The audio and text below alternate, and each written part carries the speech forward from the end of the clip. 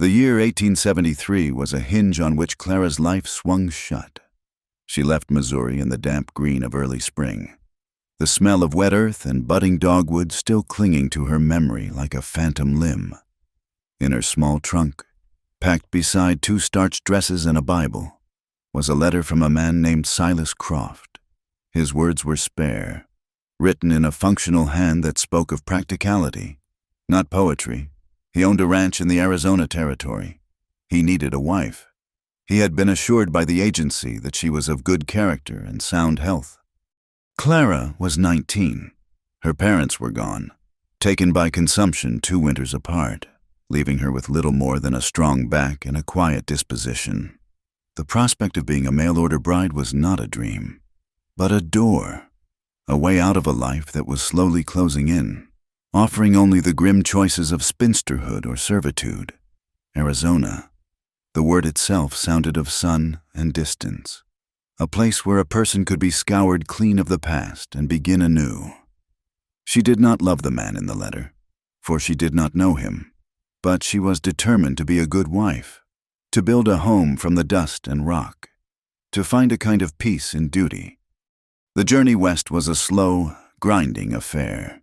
The wagon train crawled across the plains, a fragile serpent of canvas and wood in a land too vast for the eye to hold. For weeks, the world was the creak of axle, the jingle of harness, the lowing of oxen, and the endless expanse of sky. Clara shared a wagon with the Miller family, a stern, God-fearing couple with 3 sun-bleached children. She helped with the cooking and the mending, her silence mistaken for meekness. In truth, her mind was a whirlwind of apprehension and fragile hope.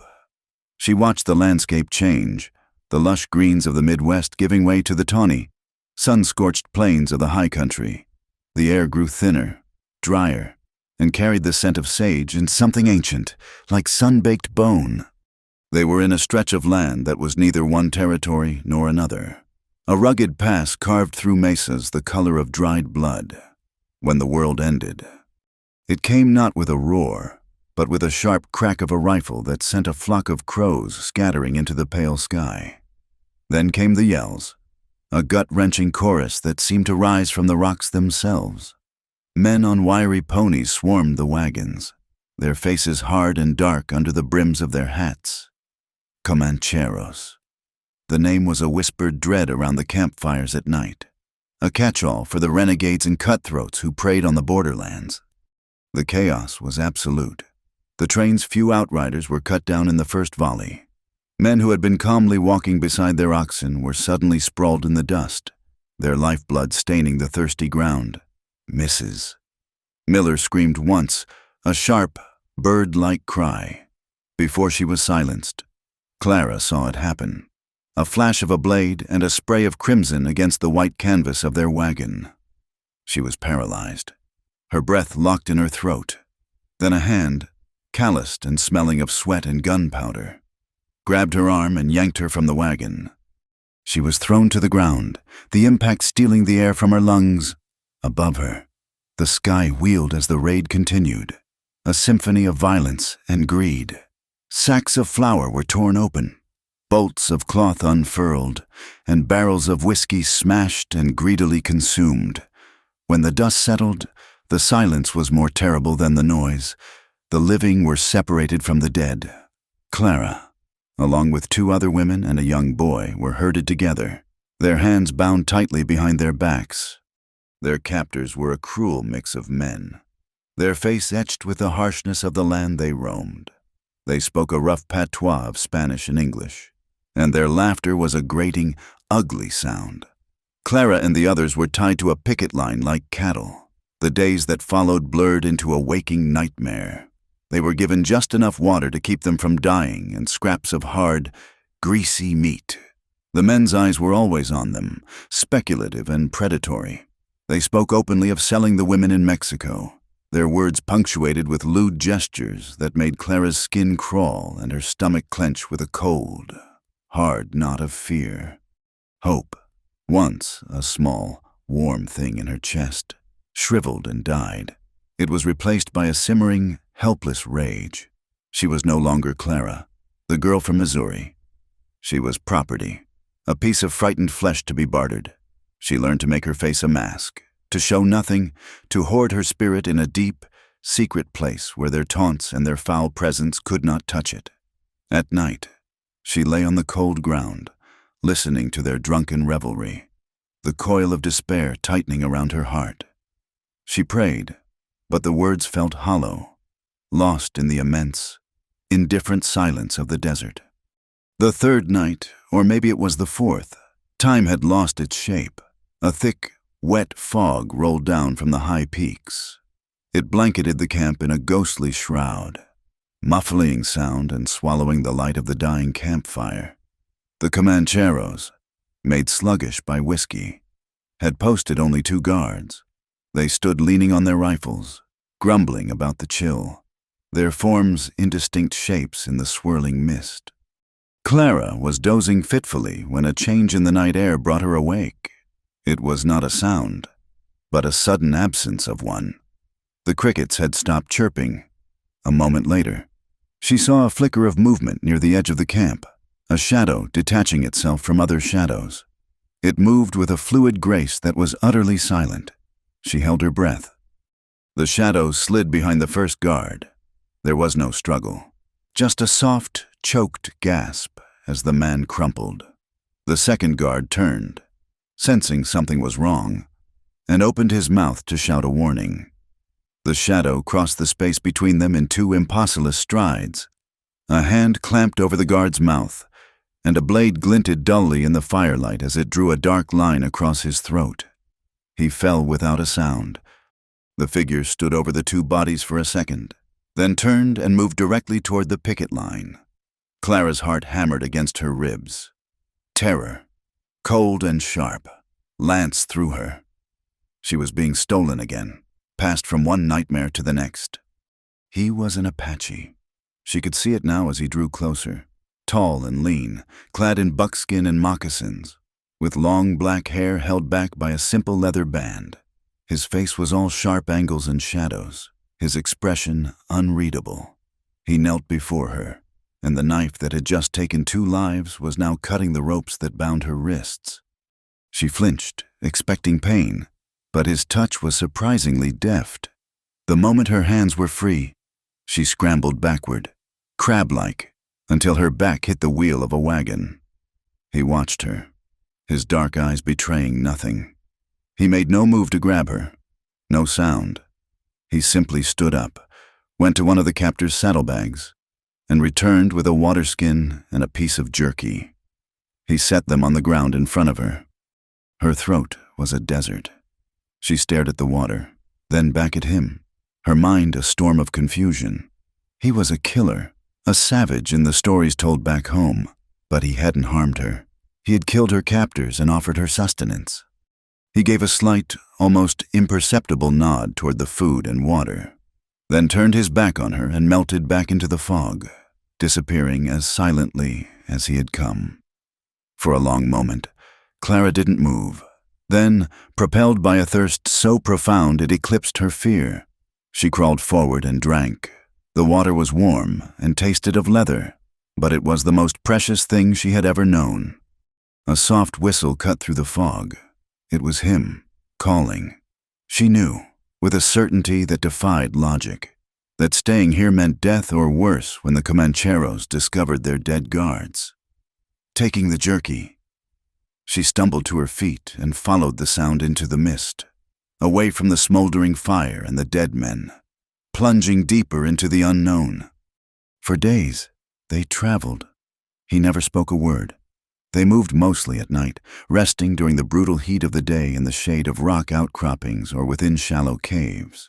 The landscape was a hostile masterpiece painted in shades of rust and ochre.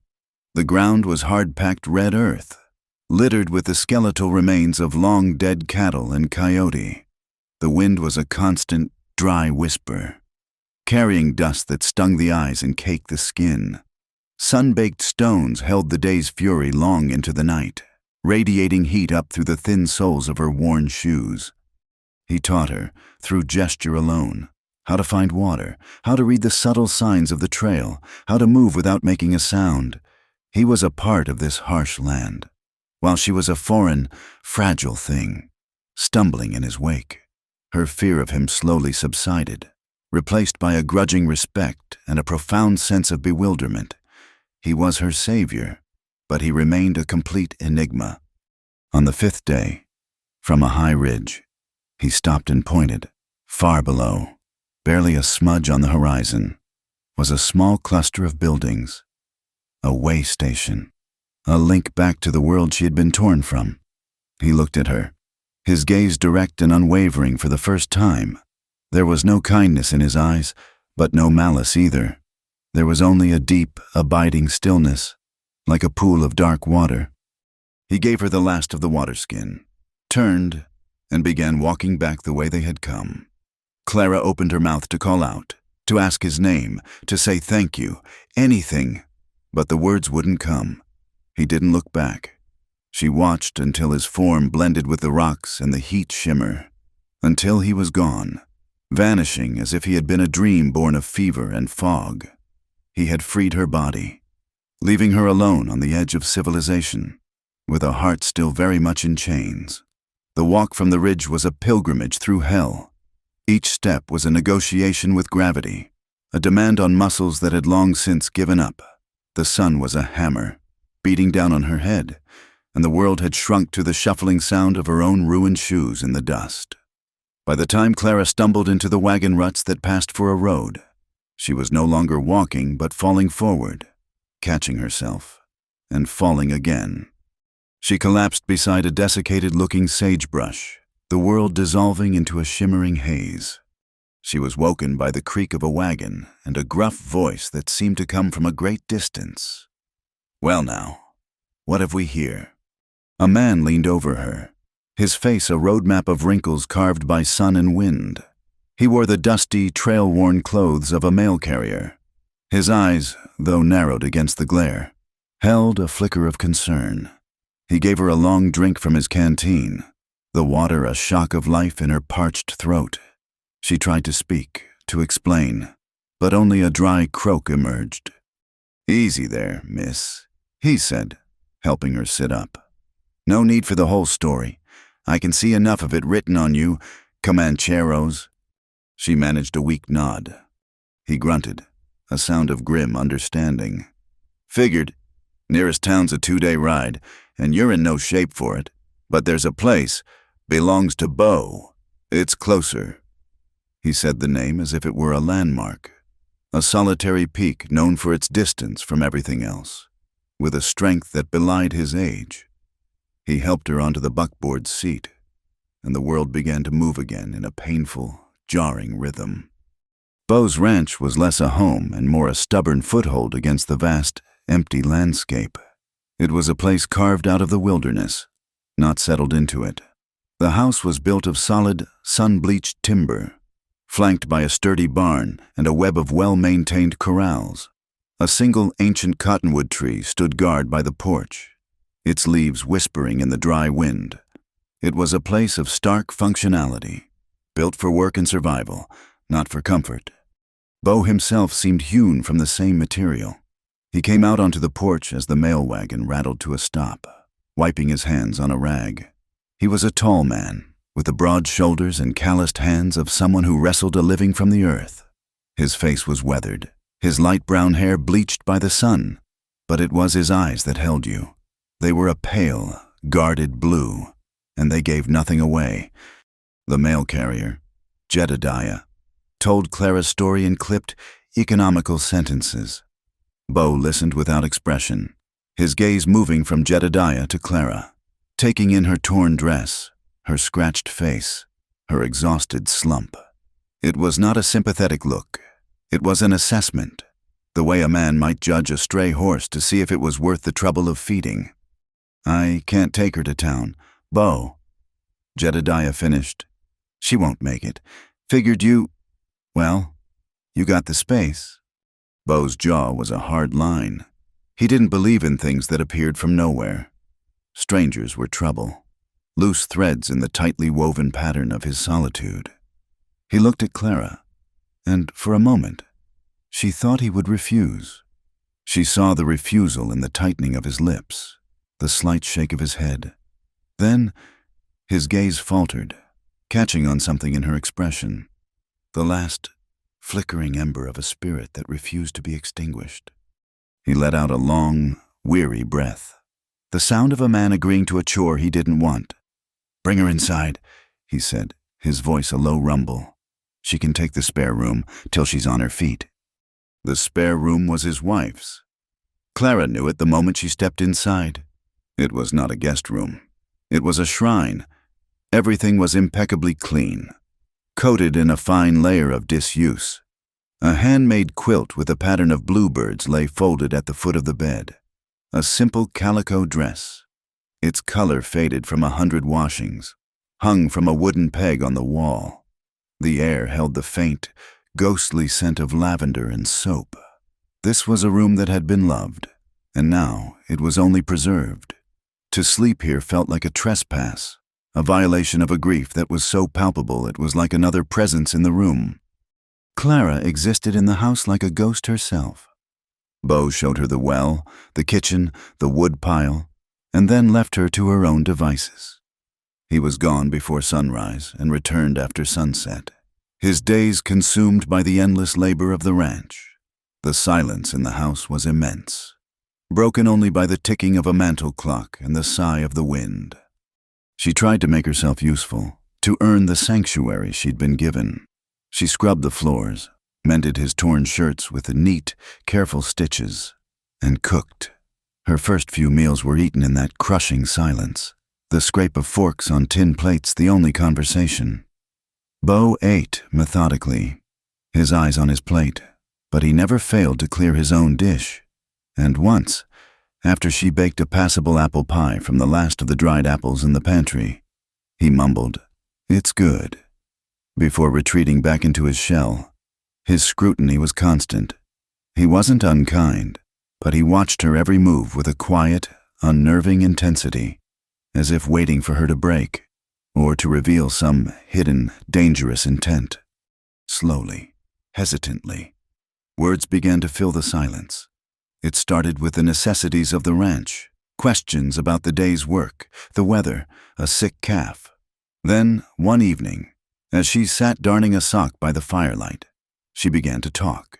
She told him about Missouri, about the greenness of it, about her father's small farm. She spoke of her dream, the simple, almost childish desire to have a home, to be a wife, to tend a garden and raise children. She laid out the modest architecture of her hopes, not realizing how fragile they sounded in that stark, masculine space. Beau listened. He would sit across from her, sharpening a knife or mending a piece of tack, and he would listen. But he never offered anything of himself in return. When she asked about his wife, he simply said, "Her name was Eleanor. She's gone." The words were stones dropped into a deep well, and the conversation ended. His past was a locked country, and he was its sole, silent guardian. The nights were the worst. The trauma of her capture would return in the darkness, replaying itself in fragmented, terrifying dreams. She would wake up with a strangled cry, her heart pounding, the phantom feel of ropes on her wrists and the stench of her captors in her nostrils. She would lie there, rigid in Eleanor's bed, muffling her sobs in the pillow. One night, a particularly vivid nightmare jolted her awake. She sat bolt upright, a scream caught in her throat. In the ensuing silence, she heard a floorboard creak in the hall outside her door. She held her breath. She knew he was there, standing on the other side of the door, listening. She could almost feel his presence, a weight in the darkness. She waited, a desperate part of her crying out for him to open the door, to offer a word of comfort, to acknowledge her terror. But the sound never came. After a long moment, she heard the floorboard creak again as he walked away, leaving her alone with her ghosts. His refusal to intervene was not cruelty. It was a kind of paralysis.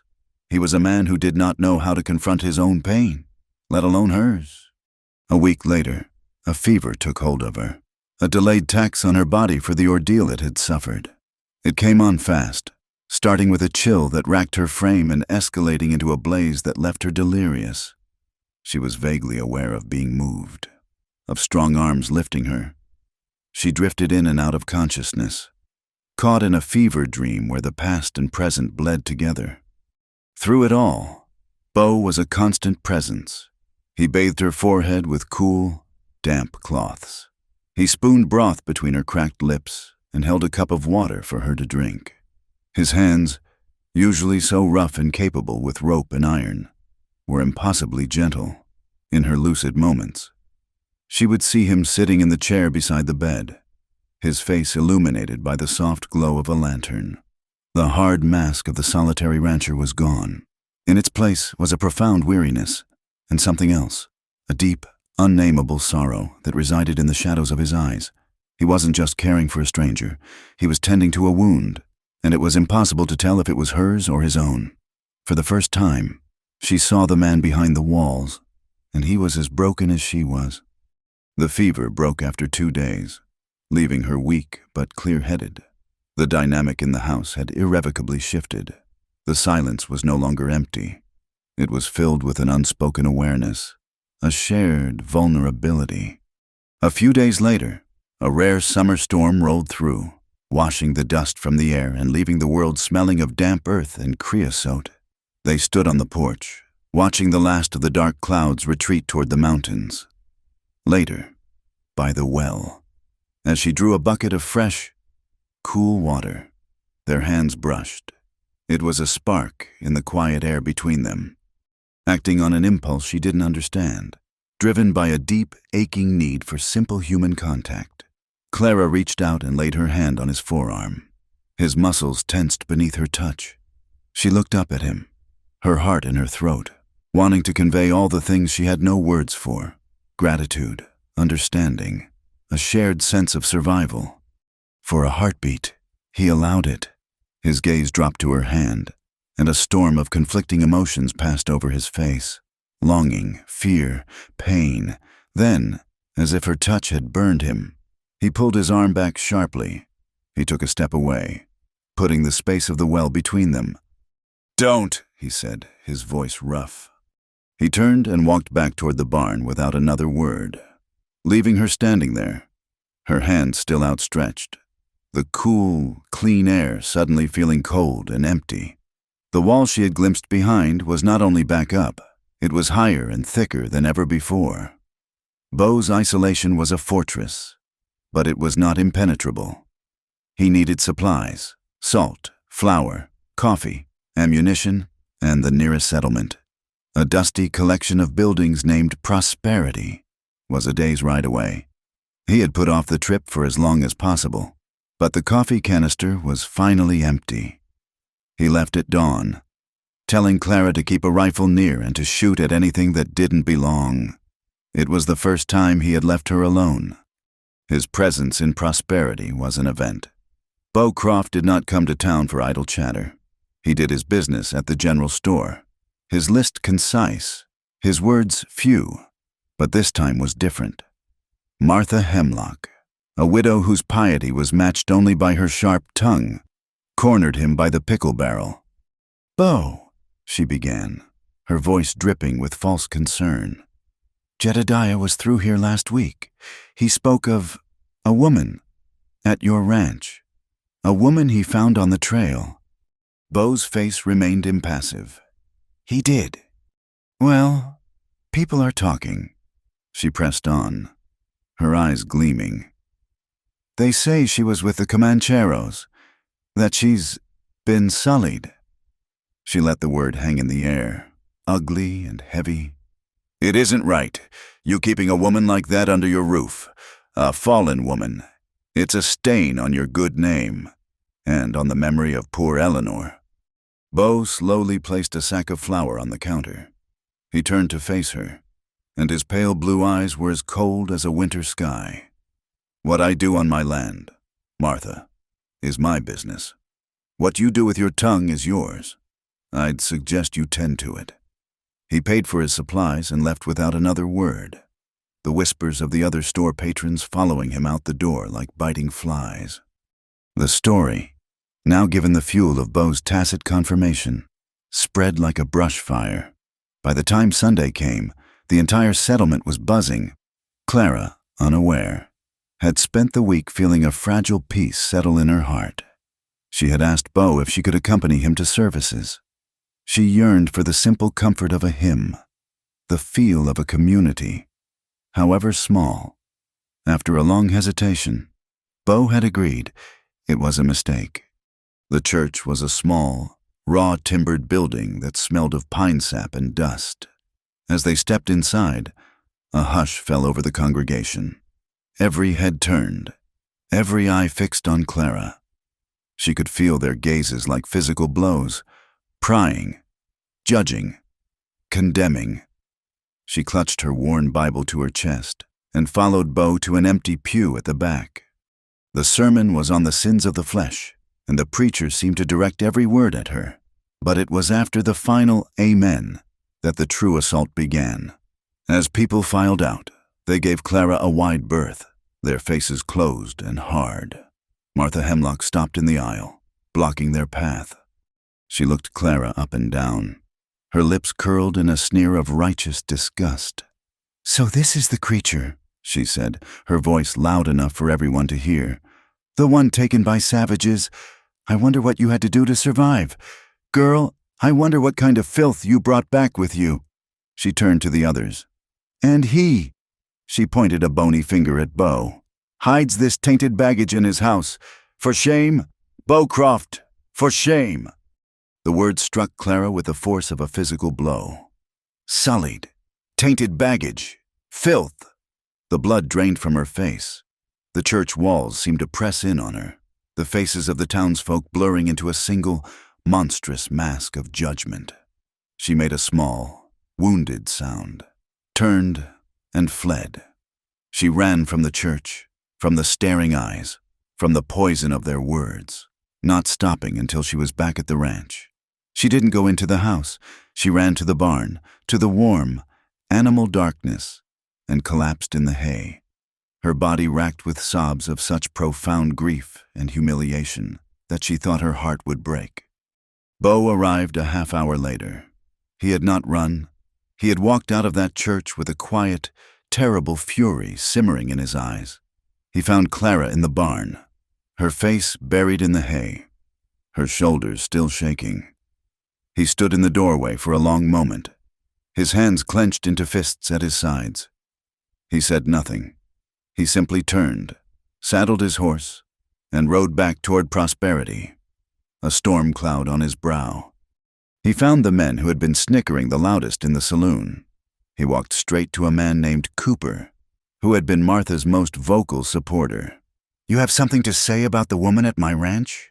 Beau's voice was dangerously low. Cooper, emboldened by whiskey, smirked. "Just saying what everyone's thinking. She's used goods. Croft, you're welcome to her." Beau's fist connected with Cooper's jaw with a sickening crunch. The saloon erupted. It wasn't a clean fight. It was a desperate, ugly brawl. Beau was outnumbered, but he fought with the raw fury of a man defending the last good thing in his life. He took a bottle to the side of the head and a boot to the ribs, but he left 2 men unconscious and the others nursing their wounds before the sheriff arrived. The fight did nothing to quell the rumors. It cemented them. Now he was not just a fool hiding a ruined woman. He was a violent brawler, confirming their belief that he and his houseguest were mired in sin. He returned to the ranch well after dark, his face bruised, a cut bleeding over his eye. He found Clara in the kitchen, a small bag packed at her feet. Her eyes were red-rimmed, but her expression was resolute. "I have to go," she said, her voice trembling but firm. "I won't be the reason your name is dragged through the mud. I won't be a stain on you." "Where will you go?" he asked, his voice raw. "It doesn't matter. Anywhere but here. I'm causing you nothing but trouble." She started for the door, but he moved to block her path. He reached out and took her arm, his grip surprisingly gentle. "No," he said. "You have to let me go, Beau, for your own sake." Tears welled in her eyes again. She was right. All of them. "I'm tainted. I'm broken." "No," he repeated, and this time His voice broke. He looked at her, and the walls he had so carefully constructed around his heart crumbled into dust. All the pain, all the loneliness, all the grief for a wife he had lost and a life he could never get back, was laid bare in his eyes. He tightened his grip on her arm, as if afraid she would dissolve before his eyes. "Clara, don't leave," he pleaded, the words torn from a place of deep, agonizing vulnerability. "I'm afraid," he swallowed hard, the admission costing him everything. "I'm afraid I'm falling in love with you." The confession hung in the air between them, more shocking and more profound than the violence that had preceded it. It was not a declaration of joy, but of terror. Love, to him, was not a comfort. It was a prelude to loss. As if on cue, the sky opened up. A sudden, violent desert thunderstorm broke over the ranch, the rain coming down in hard, silver sheets. The sound of it drumming on the tin roof filled the kitchen. In that moment, the world outside ceased to exist. There was only the room, the storm, and the two of them, suspended in a fragile, terrifying truth. He didn't release her arm. Instead, his other hand came up to cup her face, his thumb gently stroking her tear-stained cheek. His eyes searched hers, filled with a desperate question. She gave him his answer by leaning into his touch, a silent surrender. He lowered his head and kissed her. It was not a gentle kiss. It was hungry, desperate, freighted with all the unspoken words and pent-up emotions that had been churning between them for weeks. It was a kiss of shared pain, of mutual starvation for a touch that was not cruel, for a connection that was not conditional. He led her out of the house, into the deluge. The rain was cold, plastering their clothes to their skin in seconds, but neither of them noticed. In the stark, elemental chaos of the storm, they were free. Here, under the dark sky, there were no judging eyes, no whispers, no past and no future. There was only the now. He undid the buttons of her dress, his fingers fumbling but sure. She helped him, her own hands trembling as she unfastened his shirt. They shed their clothes, their sorrows, their defenses, and stood naked before each other in the cleansing rain. His body was scarred and hard from labor. Hers was slender and pale, but it held a strength he was only just beginning to understand. He pulled her against him, and the shock of their skin meeting was electric. They clung to each other, two survivors finding an anchor in a raging sea. This was more than desire. It was a primal, desperate need to merge, to erase the boundaries of their individual suffering and become, for one night, a single, whole being. He lifted her into his arms and carried her into the barn, laying her down on a clean bed of hay as the rain hammered a wild rhythm on the roof above. Their coming together was a continuation of the storm, fierce, elemental, and utterly consuming. Every touch was a question and an answer, every glance a revelation. They moved together with an intimacy born not of practice, but of a profound, intuitive understanding of each other's brokenness. It was a frantic, desperate search for solace, a raw and beautiful collision of two souls who had been starved for too long. In the darkness of the barn, surrounded by the smell of rain and hay and wet earth, they found not just a release, but a kind of redemption, a shattering, fleeting peace. But as the storm outside began to subside, a different storm gathered in Clara's heart, lying in his arms, feeling the steady beat of his heart against her back. She knew she loved him, and because she loved him, she knew she could not stay. He saw her as a salvation, but the world saw her as a curse. To stay would be to tether him to her ruin. The next morning, Beau woke to an empty bed. The barn was quiet, the air cool and smelling of rain. For a moment, a sliver of panic pierced his heart. He went to the house. The door to her room, to Eleanor's room, was open. The bed was neatly made. Her meager bag was gone. On the small bedside table, where the lantern had cast its glow on his face all night, sat a small, folded handkerchief. It was still damp with her tears. Tucked inside was a scrap of paper, torn from the back page of a book. On it, in her neat, careful script, were 6 words. I don't want to be your wound. To leave was an act of surgery, cutting out a part of herself and leaving it behind in the hay-scented darkness of Beau's barn. Clara walked until her feet bled, then traded her mother's locket for a ride on a freight wagon heading east. Away from the memory of his touch, she traveled for a week, putting as much hard, unforgiving country as she could between herself and the man whose heart she was afraid of breaking further.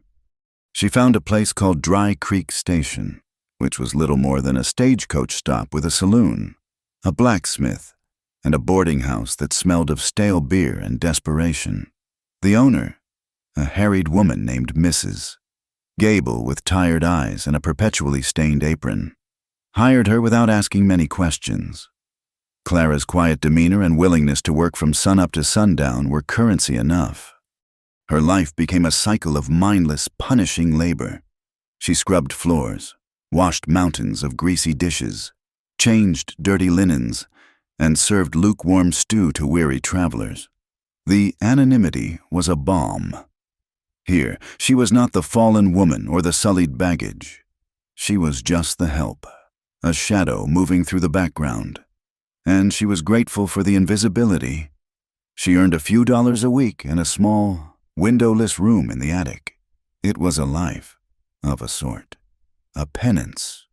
But at night, in the stifling heat of her small room, the ghosts came. Beau's face would rise in the darkness, his eyes filled with that agonizing mix of love and fear. She would hear his voice, raw with emotion, saying her name. She would feel the phantom touch of his hand on her cheek, the memory of his body against hers in the rain. Each night, she relived the choice she had made, and each night, she questioned it. She had run to protect him, to save him from the stain of her past, but in doing so, had she condemned them both to a different kind of wound, a deep, internal bleeding of the soul that no one could see? The question was a constant, dull ache in her chest. Several months passed. The blistering heat of summer gave way to the crisp, cool air of autumn. The cottonwoods along the creek turned a brilliant, aching yellow. One afternoon, as Clara was sweeping the dust from the long porch of the boarding house, a lone rider approached. He was an Apache, and she recognized him instantly. It was Tocho. He rode not with the hurried purpose of a traveler, but with the slow, deliberate pace of a man who had already arrived at his destination. He dismounted and tied his pony to the hitching post. He was dressed in the same simple buckskins, and he moved with the same unnerving silence. He didn't look at the saloon or the blacksmith. His dark, unreadable eyes found hers across the dusty expanse of the road, and they stayed there. Clara's heart seized in her chest. The broom fell from her numb fingers. He walked across the road, his moccasins making no sound in the dirt. He stopped a few feet from the porch, simply looking at her. There was no surprise in his gaze, no judgment. It was a look of deep, ancient knowing, as if he could see the entire sad story of her flight written in the lines of her face, in the slump of her shoulders. "You are not well here," he said. It was not a question. His voice was the same as she remembered, a low rasp, like stones rubbing together. "I am safe," she managed to reply, the words feeling like a lie even as she said them. He gave a slight, almost imperceptible shake of his head. He looked at her rough, reddened hands, at the worn fabric of her servant's dress. He saw the fortress she had built around her heart, and he saw that she was a prisoner inside it. That evening, after she had finished her work, she found him waiting by the creek, away from the noise of the saloon. The setting sun painted the undersides of the clouds in shades of rose and violet. For a long time, they stood in silence, listening to the gentle murmur of the water. Finally, she summoned the courage to ask the question that had haunted her since the day he'd left her on that high ridge. "Why?" she asked, her voice barely a whisper. "Why did you save me?" Tocho turned his gaze from the horizon to her. "The men who took you, he said slowly, choosing his words with care. They looked at you and saw an object, a thing to be used, to be sold, a body without a spirit. I saw you were not, he paused, his eyes holding hers, because you are not a thing for anyone to own. The simplicity and power of his words struck her to the core. He had not seen her as sullied or broken, as a prize or a victim. He had seen her simply as a person whose freedom had been stolen, and he had given it back. In that moment, she understood that his act of rescue was not one of pity, but of profound respect. Tomorrow, he said, turning back to the creek, I will show you something. He was waiting for her at sunrise. Without a word, he led her away from the station, up a winding trail that climbed into the rocky, juniper-studded hills. They walked for over an hour, the air growing thin and cool. He moved with an easy, tireless grace, while she struggled to keep pace, her lungs burning. He finally stopped in a small, hidden meadow, sheltered by a ring of tall pines. In the center of the meadow was a small, lonely graveyard. There were no more than a dozen graves, most marked with simple piles of stone, but one, set slightly apart from the others, had a crude wooden cross. Tocho walked to this grave and stood before it. The name carved into the wood was almost gone, worn away by wind and rain, but she could just make out the letters. Sarah. She came from the east, like you, Tocho said, his voice softer than she had ever heard it. Her family was traveling to California. Their wagon broke an axle. They stayed in the town for a month to fix it. He looked down at the simple mound of earth, his face a mask of old, carefully controlled pain. Her spirit was not like the others. It was bright, like a fire. She was not afraid of me. We talked, then we met in secret, here in these hills. He gestured to the meadow around them. This was our place. We fell in love. Clara stood frozen, listening, a cold dread creeping into her heart. Her people saw us. Tocho continued, his voice flat, devoid of emotion. Her father, the men from the town, they called her a traitor to her race, an abomination. They said she had been bewitched by a savage. They locked her in a room. He fell silent for a long moment, the only sound the sigh of the wind through the pines. One night, he finally said, his gaze still fixed on the grave. They held a meeting. They decided what must be done to cleanse their town of the shame. They did not come for me.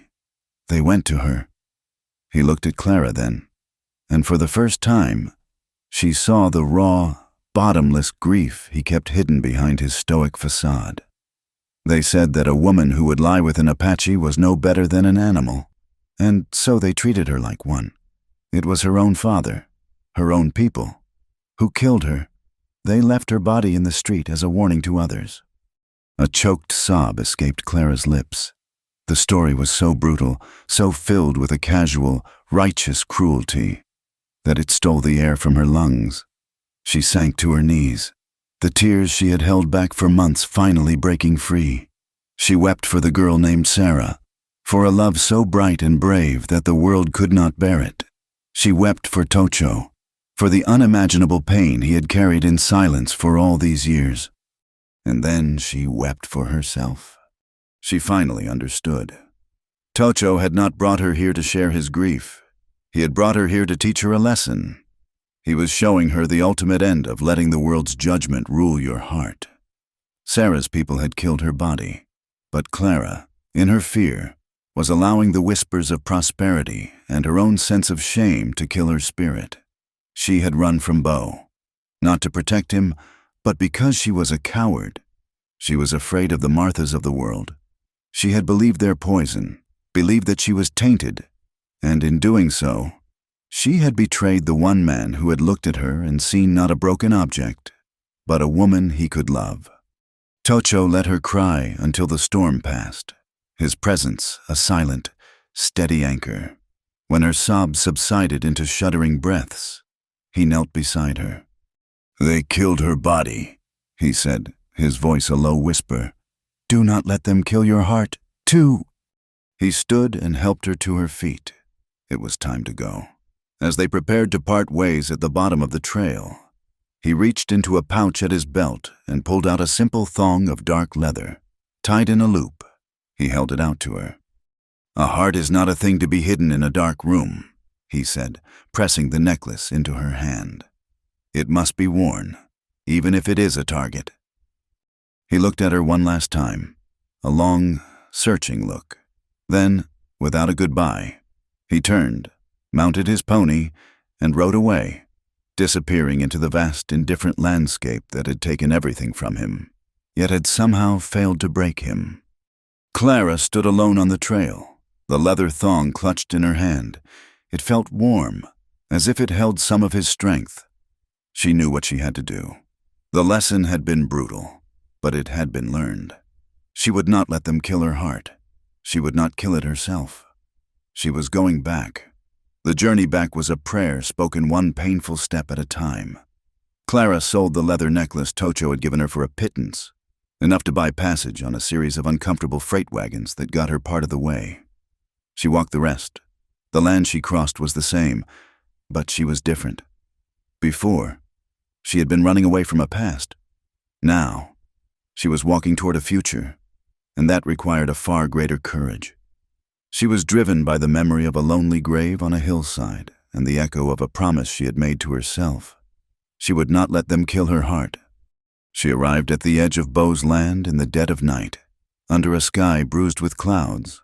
A cold, biting rain had just begun to fall, the kind that feels like needles on the skin.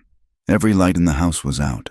For a terrifying moment, she thought he might be gone, that she was too late. But she pressed on, her thin dress soaked through in moments, the hem heavy with mud. The cold seeped into her bones, but it was nothing compared to the chill of fear in her stomach. She stepped onto the porch, the familiar creak of the floorboards, a sound that both welcomed and accused her. She raised a trembling hand and knocked. The sound was small, swallowed by the rising wind and the drumming of the rain. She waited, shivering, then knocked again, harder this time.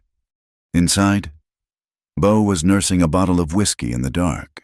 The month since she'd left had been a hollow echo of the years after Eleanor's death, only worse. Before Clara, his loneliness had been a familiar, settled grief. After her, it was an active, aching void. He had searched for her, riding to every nearby station and settlement, but she had vanished as completely as Tocho had.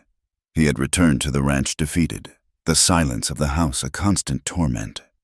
When he heard the knock, he thought it was the wind.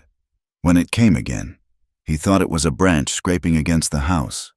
But there was a rhythm to it, a human insistence. He grabbed a rifle, his mind thick with whiskey and suspicion, and went to the door. He peered through the small window beside it, and his heart stopped. A woman stood on his porch, a wraith-like figure drenched in rain, her face pale in the darkness. It was her. It was Clara, but it couldn't be. His mind, he thought, had finally broken. She was a ghost conjured from grief and cheap liquor, a specter come to haunt him for letting her go. His hand froze on the latch.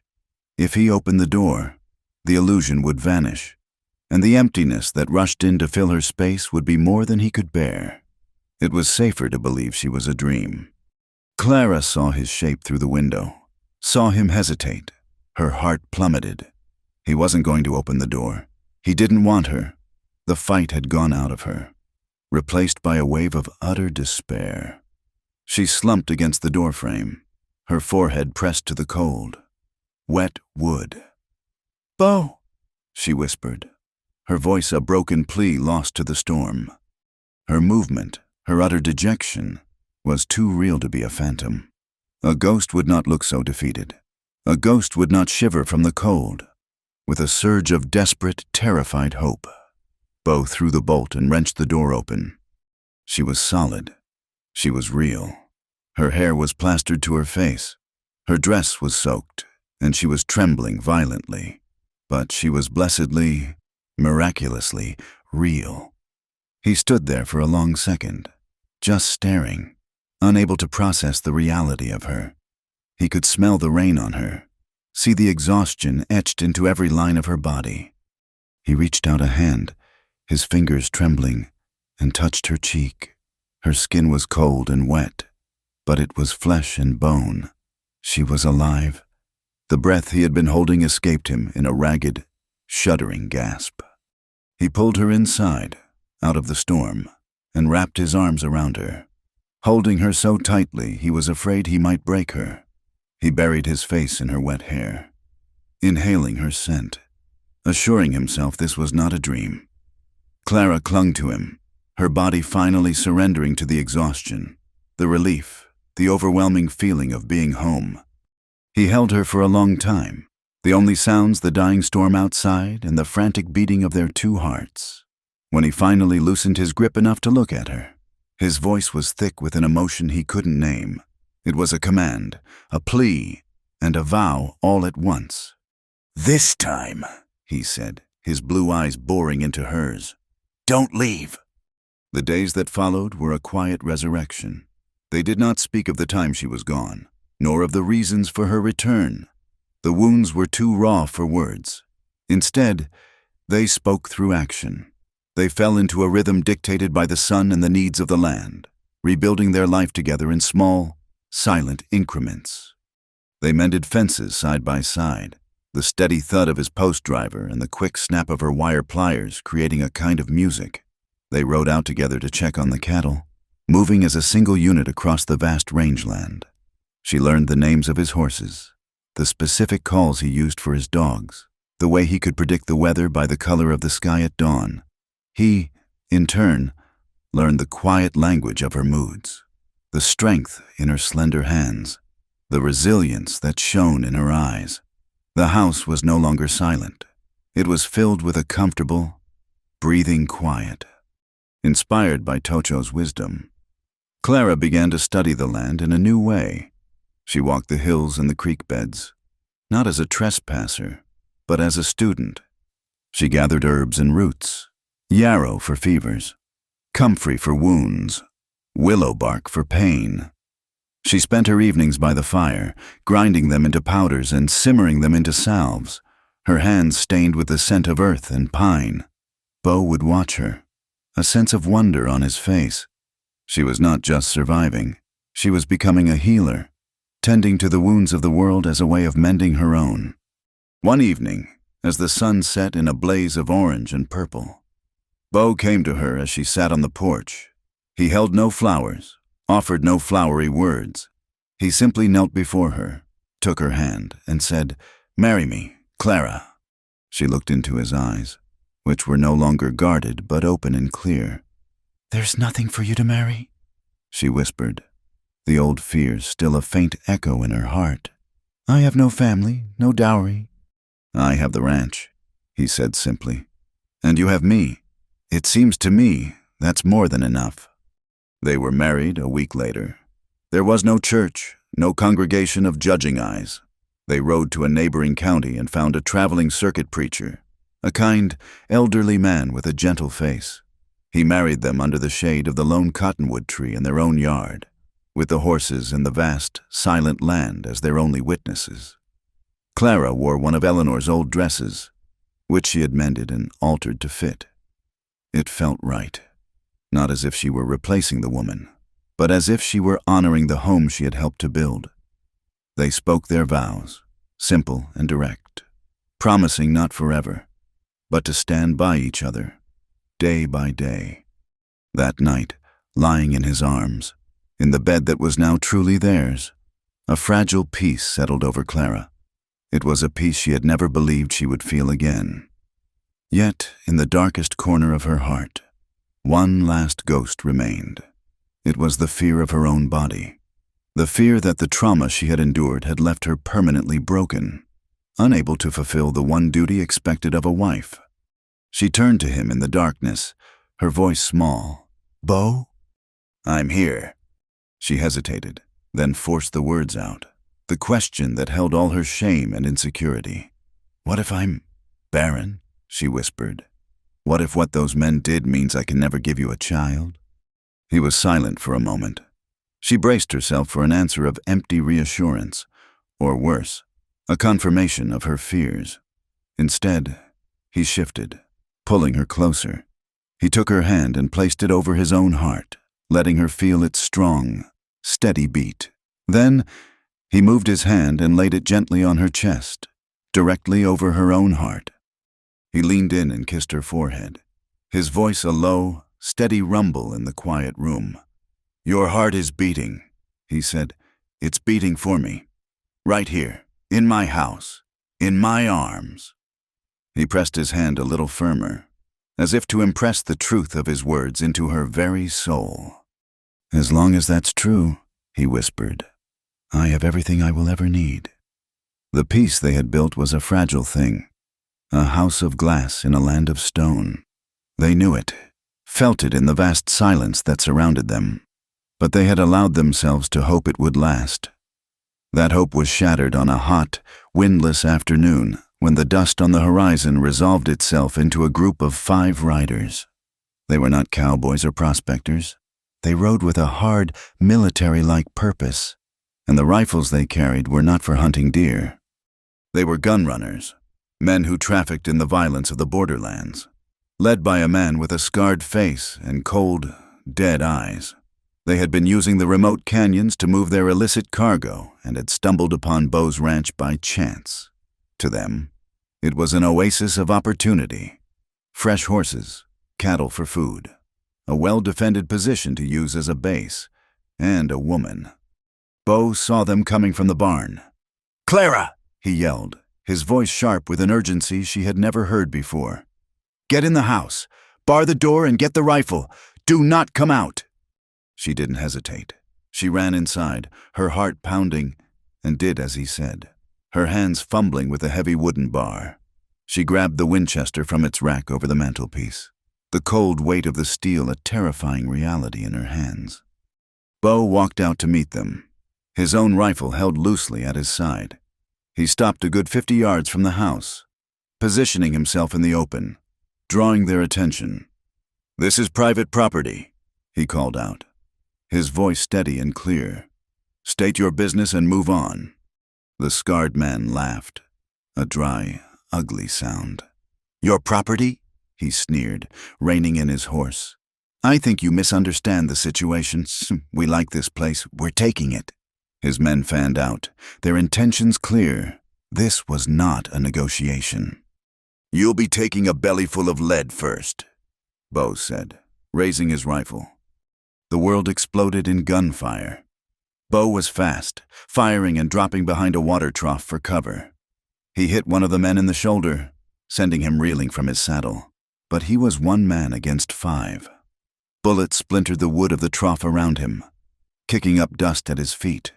From the house, Clara fired the Winchester, the recoil jarring her shoulder. She wasn't aiming to kill, but to help, to divide their attention. She saw one of the men clutch his arm where her shot had grazed him. The scarred man snarled, "Get the woman! Burn him out!" 2 of the men dismounted and rushed the house. Clara tried to reload, but her hands were shaking too badly. They kicked the door in, the bar splintering, and grabbed her. She fought, kicking and scratching, but they were too strong. They dragged her out into the yard, into the terrifying chaos of the gunfight. Seeing her captured, Beau's focus broke. He rose from behind the trough, his face a mask of pure fury. "Let her go!" he roared. It was the opening they needed. The scarred man fired, his bullet catching Beau high in the chest. Beau staggered, a look of shock on his face, but he didn't fall. He raised his rifle and fired one last time, hitting his target squarely. The leader slumped over his horse, dead before he hit the ground. But then the others were on him. They swarmed him, not with bullets, but with fists and rifle butts. Clara screamed as she watched them beat him down, their grunts of effort mixing with the sickening thud of their blows.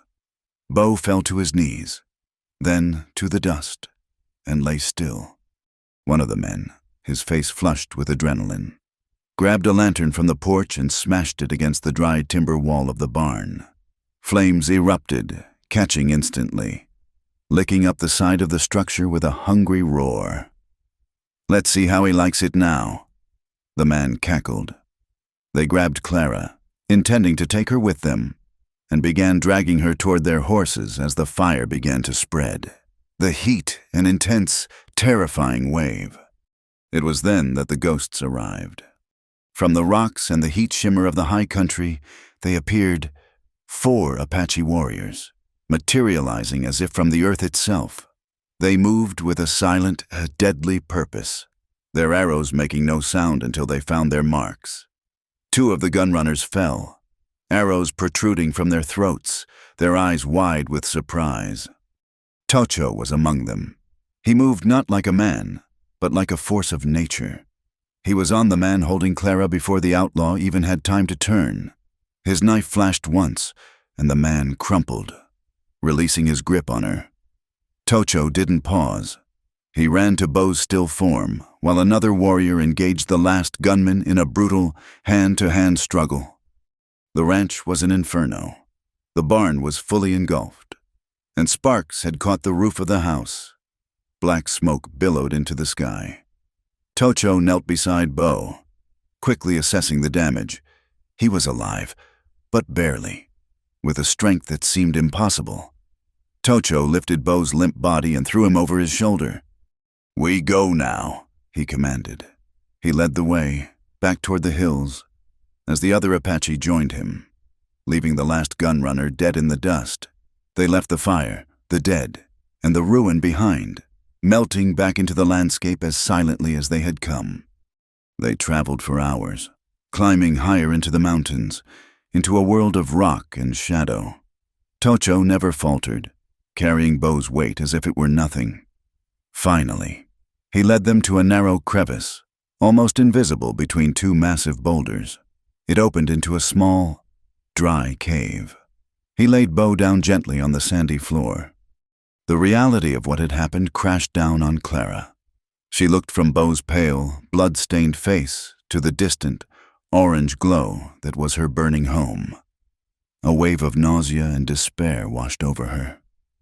It was all gone. Everything they had built, everything they had fought for, was now a pile of ash. But there was no time for grief. Bo was dying. His breathing was shallow, and a fever was already beginning to radiate from his skin. This was the test. This was the moment where she either broke or became the healer she had been learning to be. She pushed down her own terror and went to work. With Tocho's help, she carefully cut away Bo's bloody shirt. The wounds were brutal, a gunshot high on the shoulder, deep gashes on his head, and his torso a mass of dark, ugly bruises that were already turning black. Using water from their skins, she cleaned the wounds as best she could, her touch gentle but firm. Tocho had brought a pouch of herbs with him. He recognized the ones she had been gathering and showed her how to mash a specific root into a poultice to draw out infection and another to chew into a paste to numb the pain. For days, she fought for his life in the dim light of the cave. She was his only anchor to the world. The fever took him, and he drifted into a delirious state, lost in a landscape of pain and memory. The nights were the worst. The mountain air grew cold, and with no fire, she had to lie beside him, wrapping her own body around his to share her warmth, to fight off the chill that threatened to claim him. She held his hand, whispering to him, begging him to stay with her. But in his delirium, he was not with her. He was somewhere else, with someone else. "Eleanor," he would murmur, his voice a dry rasp. "The fence by the creek needs mending. Eleanor." The first time he said the name, it was a knife in Clara's heart. She was holding him, pouring all of her love and strength into him, and he was calling for his dead wife. A bitter wave of jealousy and sorrow washed over her. She was a replacement, a pale imitation of the woman he had truly loved. He cried out in his sleep, "Don't leave me, Eleanor, please, don't leave." Clara flinched, but she did not let go of his hand. She held on tighter, her knuckles white. She looked at his face, so vulnerable in his delirium, and her heart broke, not for herself, but for him. She understood. In his deepest pain, in the place where his mind had retreated to survive, he was reliving the greatest loss of his life. His love for Eleanor had carved him into the man he was, the man she now loved. To resent that was to resent a part of him. So she stayed. She held his hand through the long nights, listening as he spoke to his ghost. She warmed his body with hers, and when he called for Eleanor, she would whisper back, "I'm here. Bo, I'm right here. I'm not leaving." She was no longer just a wife. She was a guardian, protecting him not just from death, but from the ghosts of his own past. On the 4th day, his fever broke. He woke to find her asleep by his side, her face stained with tears and soot, her hand still clutching his. He didn't know where he was or what had happened. He only knew that she was there. After Bo was stable, the full weight of their loss finally settled on Clara. She went to the mouth of the cave and looked out at the vast, indifferent wilderness. Their ranch was gone. Their life was gone. They had nothing but the clothes on their backs and a future that seemed as barren as the rock around them. Tocho came and stood beside her. "He will live," he said. "You are a strong healer." "And what will we do?" she asked, her voice hollow. "Go back to that, to the ashes. I want to leave. I want to go somewhere green, somewhere people don't solve their problems with fire and guns. I want to run." Tocho was silent for a long time, following her gaze out over the canyons. When he finally spoke, his words were quiet, but carried the weight of absolute truth. "You can run from this place," he said, gesturing to the landscape. "You can run from the pain, but the heart stays. Your heart is here now, with him." He looked at her, his dark eyes missing nothing. To run would be to leave it behind, and a person cannot live long without a heart. The journey down from the mountain was a slow descent into a world they no longer recognized. Bo leaned on Clara, his body still weak, each step a testament to his stubborn will. He was a man hollowed out by injury, yet his eyes, when he looked at her, held a new kind of fire. It was the fierce, protective glow of a man who had been pulled back from the edge of the abyss and knew, with absolute certainty, what he had been fighting for. They stood on the last rise overlooking their land, and the silence that fell between them was heavier than any stone. Below was a scene of total devastation. The ranch was gone. In its place was a black, rectangular scar on the earth, the charred bones of their house a stark silhouette against the pale sky. The barn was a heap of blackened timbers and twisted metal. The corrals were broken lines of charcoal. The only thing that stood, defiant and alive, was the ancient cottonwood tree. Its leaves were scorched, its trunk blackened on one side, but it had survived, a living witness to the fire. They walked down into the ruin. The air smelled of cold ash, wet from the recent rains. It was the smell of a funeral. Clara bent down and touched the ground, her fingers coming away black. This was where their kitchen had been. This was where she had stood, talking to him in the evenings. She saw a lump of melted glass, once a window pane that had held the morning sun. Bo walked over to the well, the one solid, unburnt thing left. He lowered the bucket. The rope was gone, but the chain remained. It came up full of clean, clear water. He drank deeply, then handed the dipper to Clara. "The water's still good," he said. It was all he needed to say. It wasn't about the house, or the barn, or the cattle that had been scattered or stolen. It was about this, the source, the one thing from which everything else could be rebuilt. They began the next day. It was a kind of prayer made of labor. They cleared the debris, their hands becoming raw and calloused. Every object they found was a ghost, a single scorched spur, the warped metal frame of the bed where they had found each other, the melted remains of the bluebird quilt from Eleanor's room. They buried these things, laying the old life to rest. Their new life was built on the foundation of the old. They salvaged what stones they could from the fireplace, cleaning them of soot and stacking them anew. Bo, though still not at his full strength, took an axe and went into the small woodlot on his property, felling trees with a slow, rhythmic determination. Clara would help him drag the logs back, and together they would strip the bark, the scent of fresh-cut pine a clean, hopeful smell that pushed back the stench of ash. They worked without the need for many words. They moved in a seamless rhythm, a partnership forged not in comfort but in crisis. He would lift a heavy beam into place, and she would be there to steady it. She would mix clay and straw for chinking the logs, and he would take it from her and press it into the gaps, his large hands surprisingly gentle. They were not building a house because of the land. They were building it because of each other. Each log they set in place was a vow. Each nail they drove home was a promise. This foundation was not just made of stone, it was made of their shared will to survive, to exist, to love in this harsh, unforgiving place. Necessity eventually drove them back to prosperity. They needed flour, salt, nails, and a new axe head. The journey into town felt like walking into an arena. As they walked down the main street, leading a pack mule, doors closed and conversations stopped. The whispers followed them like a foul wind. They were the outcasts, the pariahs who had brought violence upon themselves. Martha Hemlock was waiting for them outside the general store, her arms crossed, her face a mask of sour victory. "Well, well," she said, her voice loud enough for all to hear. "Look what the fire failed to consume. Come crawling back, have you? I hear you lost everything.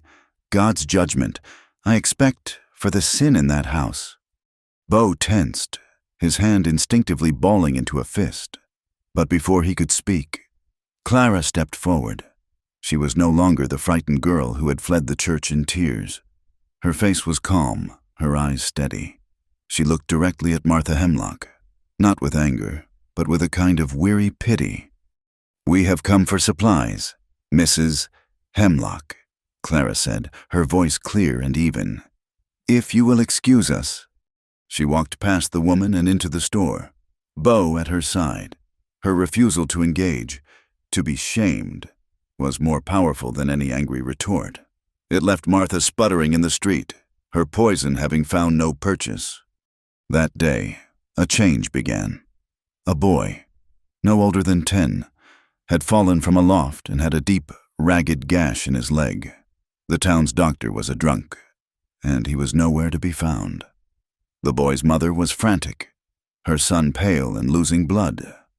Clara heard the commotion and walked over.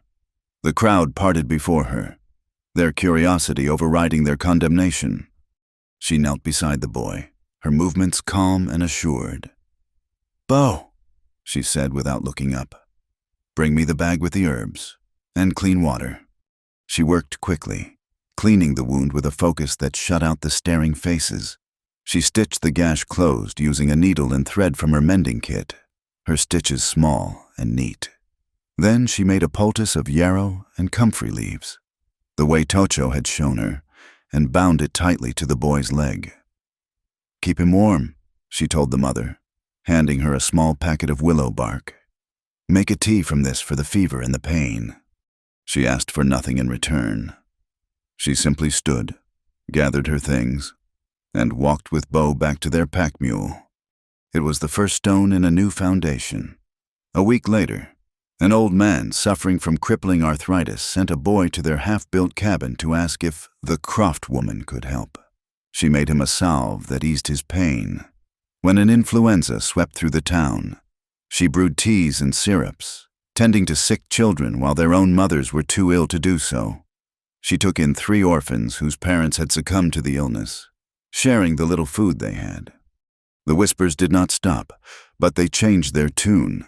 The contempt in the villagers' eyes slowly, grudgingly, turned to respect. They still saw her as the woman who had been taken, but now they also saw her as the woman who had saved their children. They began leaving things on the edge of the Croft property: a basket of eggs, a sack of winter vegetables, a pair of freshly cobbled boots for Bo. It was not friendship, not yet, but it was a truce. Clara accepted the gifts with a quiet dignity, but she never forgot the sting of their earlier scorn. The scars remained, a reminder of the price of their acceptance. One cold autumn evening, a wagon rattled up to their nearly completed cabin. In the back, lying on a bed of bloody straw, was a man. His leg had been crushed in a rock slide. He was one of the men from the freight depot in a neighboring town. As they carried him inside and laid him by the fire, the light fell on his face. Clara froze, her breath caught in her throat. It was him, one of the Comancheros, the one with the cruel laugh who had held the rope that bound her wrists. He was delirious with pain and did not recognize her. Bo saw the look on her face and moved to her side, his hand on her shoulder. "Clara," he asked softly, "we can send him away." She looked from the man's mangled leg to Bo's concerned face. She remembered the terror, the humiliation, the feeling of being less than human. A part of her, the wounded part, wanted to watch him die. But another part, the part that had been forged in fire and healing, knew she could not. To refuse him care would be to allow his evil to define her. "No," she said, her voice firm. "We help him." She worked all night, her face a grim mask of concentration. She saved the man's life, but she could not save his leg. She had to take it off below the knee, a brutal, bloody task that left her and Bo exhausted and shaken. The next morning, the man was awake, his fever broken. He looked around the clean, warm cabin. Then at Clara she brought him a cup of broth. Recognition dawned in his eyes, followed by sheer, animal terror. He thought she had saved him only to exact a more terrible revenge. Clara simply placed the cup beside him. She looked down at the man who had treated her like an object, who had been part of the force that had tried to destroy her. She felt no hatred. She felt no forgiveness. She felt nothing at all but a vast, empty distance. He was a part of a past that no longer had any power over her. He opened his mouth to speak, to stammer an apology or a plea, before he could form the words. Clara turned her back on him and walked out of the room. She did not need his gratitude. She did not need his remorse.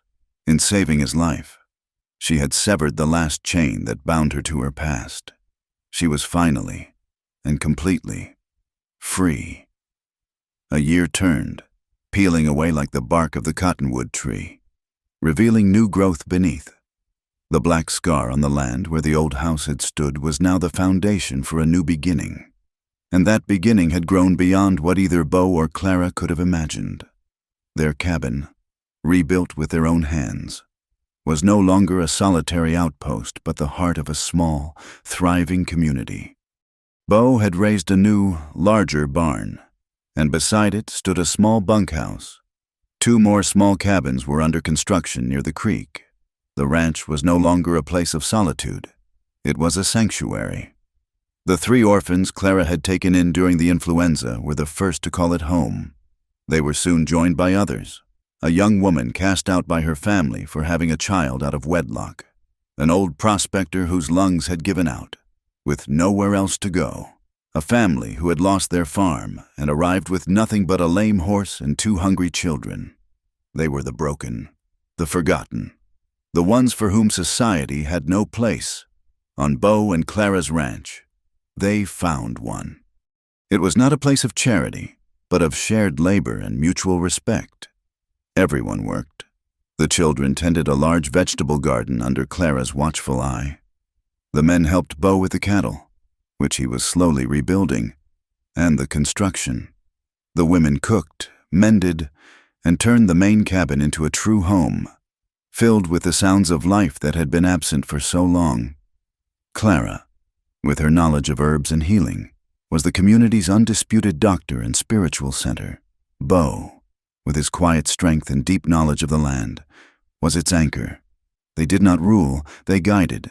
They had not sought to build a community, but by rebuilding their own lives on a foundation of compassion, they had created a magnet for those who had none. One late afternoon, as the sun began to cast long shadows from the hills, a rider appeared on the horizon. It was a familiar silhouette, a lone figure moving with a quiet purpose that stood apart from the world.